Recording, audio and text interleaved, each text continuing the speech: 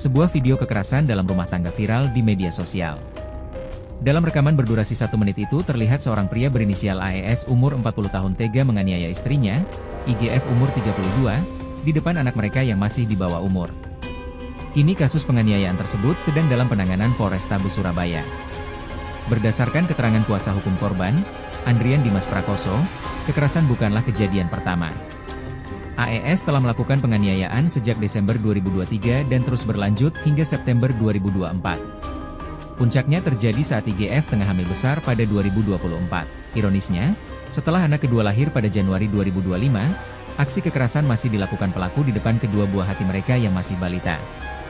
Tidak kuat dengan perlakuan sang suami, IGF akhirnya melapor ke Unit Perlindungan Perempuan dan Anak Satreskrim Polrestabes Surabaya pada Senin 18 Agustus 2025, sambil membawa bukti CCTV rumah. Mendapat laporan ini, polisi langsung bergerak cepat. Pada 22 Agustus 2025, berhasil menangkap AES, suami yang tega menganiaya istrinya. Pelaku AES kini diamankan anggota unit PPA Satreskrim Polrestabes Surabaya untuk menjalani sesi pemeriksaan atas dugaan kasus KDRT terhadap istrinya sendiri, dengan bukti video CCTV penganiayaannya. Menurut Sofies Balkis, psikolog UINSA Surabaya, kasus KDRT ini terjadi di wilayah domestik rumah tangga.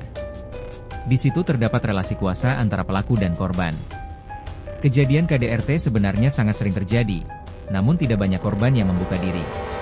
Dari sisi tadi relasi kuasa dalam lingkungan domestik di rumah tangga, bahwa si laki-laki merasa lebih superior, ada subordinat si istri, maka dia punya hak untuk melakukan sesuatu tanda kutip semena-mena, melakukan sesuatu yang kasar atau yang itu sudah dalam bentuk ranah kekerasan ya. Ada 4 kan, kekerasan fisik, seksual, psikologi, dan penelantaran. Nah, berarti laki-laki itu dia merasa boleh begitu. Relasi kuasa itu kalau sudah superior dia merasa punya hak, merasa boleh, sah saja untuk melakukan tindak tadi 4 ranah kekerasan gitu. Nah, kalau dari aspek perilaku berarti ada perilaku yang ditiru, ada perilaku yang dicontoh begitu. Berarti cara menyelesaikan sesuatu itu dengan marah-marah. Atau kalau nggak setuju, teriak-teriak. Atau kalau jengkel atau nggak puas, boleh mukul. Atau bahkan nggak cuma mukul ya, karena kasusnya itu kan sampai menganiaya begitu. Nah, sadisnya di situ, sehingga itu sudah masuk ranah pidana. Anak-anak yang tumbuh dengan menyaksikan KDRT dapat mengembangkan kebencian mendalam terhadap figur yang melakukan kekerasan. Jika terjadi pada anak perempuan, kebencian bisa berujung pada perubahan orientasi seksual atau pilihan untuk tidak terlibat dalam hubungan heteroseksual di masa dewasa, bahkan ketakutan dan ketidakpercayaan terhadap institusi pernikahan. Anak-anak yang tumbuh dalam lingkungan penuh kekerasan mungkin akan menganggap pernikahan sebagai sesuatu yang tidak menyenangkan dan memilih untuk tidak menikah ketika dewasa. Perilaku agresif yang dilihat anak ketika kekerasan dalam rumah tangga terjadi di hadapannya, bisa ditiru, sehingga muncul kecenderungan kekerasan akan terulang di masa depan. Ini pelajaran untuk semua perempuan, ini pelajaran untuk semua keluarga, ini pelajaran untuk semua laki-laki. Sebagai perempuan maka hargai diri kita gitu ya. Kemudian katakan pada diri sendiri bahwa kita bermartabat, kita harus menjaga, melindungi diri sendiri supaya tidak menjadi korban, supaya kita hidup bermartabat itu maka tidak menjadi korban begitu ya, tidak dianiaya gitu, tidak bersedia atau tidak membolehkan dirinya untuk diperlakukan buruk begitu. Ini harus punya kesadaran. Lalu yang kedua untuk keluarga, maka perlu dibangun keluarga yang harmonis sejak awal sebelum menikah begitu. Nah, maka perlu ada edukasi tuh untuk calon pasutri ya.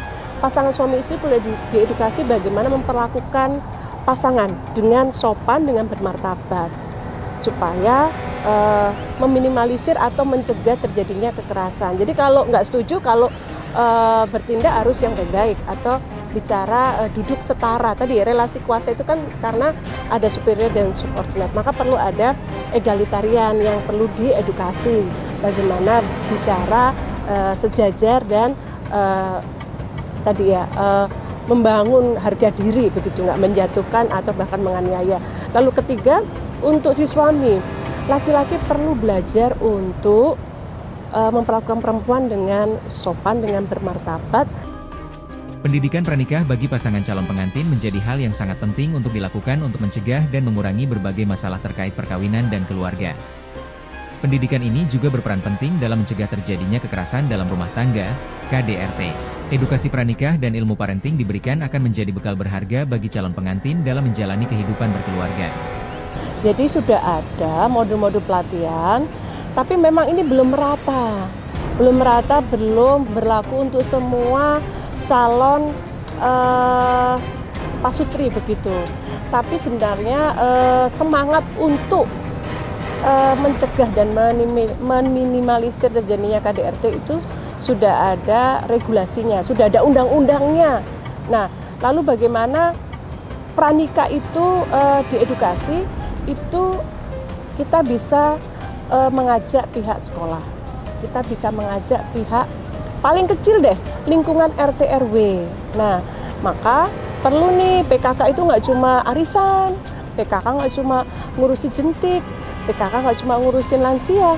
Yuk kita ajak ini remaja-remaja yang sudah cukup umur atau yang sudah mulai punya hubungan dekat, itu diedukasi agar dia sadar, punya pengetahuan. Jadi sebelum dia menjadi pelaku atau bersedia menjadi korban, tanda kutip terjebak dalam tadi ya relasi kuasa yang tidak sehat, maka perlu penyadaran. Jadi sebenarnya edukasi itu fungsinya adalah untuk membangun pengetahuan dan kesadaran.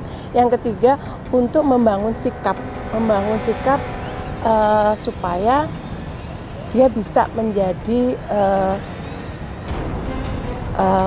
pribadi yang bisa melindungi diri sendiri ya.